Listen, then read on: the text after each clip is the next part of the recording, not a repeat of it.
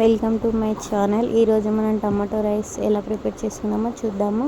First మేము onion, పచ్చిమిర్చి, జీరా వేసుకొని ఫ్రై చేసుకుంటున్నాము. అలానే కొద్దిసేపు మగ్గనివ్వాలి. మగ్గనిచ్చిన తర్వాత మేము క్యారెట్ వేసుకున్నాము. క్యారెట్ మీకు ఇష్టం లేకపోతే స్కిప్ చేసుకోవచ్చు. మేము క్యారెట్ అలా వేసుకున్నాము. క్యారెట్ వేసుకొని అవి కొంచెం మగ్గనివ్వాలి.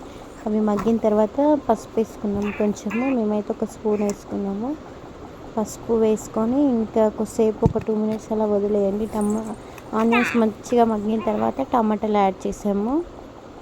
టమాటాలు మేము ఒక 4 తీసుకున్నాము. మీరు రైస్ని బట్టి టమాటాలు తీసుకోండి, కానీ టమాటాలు ఎక్కువ ఉంటేనే టమాటా ఫ్లేవర్ తెలుస్తుంది రైస్లో మనకి. ఇంకా టమాటాలు వేసి మంచిగా కలుపుకొని అలానే ఒక 5 మినిట్స్ అలా ఉంచండి. మంచిగా మగ్గిన తర్వాత ఒకసారి కలుపుకోవాలి. మంచిగా కలుపుకున్న తర్వాత మేమేమో అల్లం యాడ్ చేసాము, కానీ అది మేము వీడియో తీయలేదు. అల్లం యాడ్ చేసుకొని తర్వాత కారం, మసాలా పొడి, ఇంత సాల్ట్ వేసుకున్నాము. తర్వాత రైస్ మేము కుక్కర్లో వండుకున్నాము. ఆ రైస్ కూడా యాడ్ చేసాము. అందులో రైస్ కొంచెం కొంచెం యాడ్ చేస్తూ కలుపుకోవాలి, అప్పుడే బాగుంటుంది.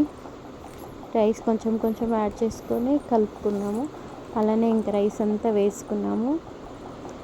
ఇంకా వేడి రైస్, టమాటో రైస్ బాగుంటుంది తినడానికి. మీకు మార్నింగ్ ఎప్పుడైనా బ్రేక్ఫాస్ట్లోకి తొందరగా అయిపోతుంది. టమాటో రైస్ ట్రై చేయండి, ఇలా బాగుంటుంది, చాలా బాగా వచ్చింది.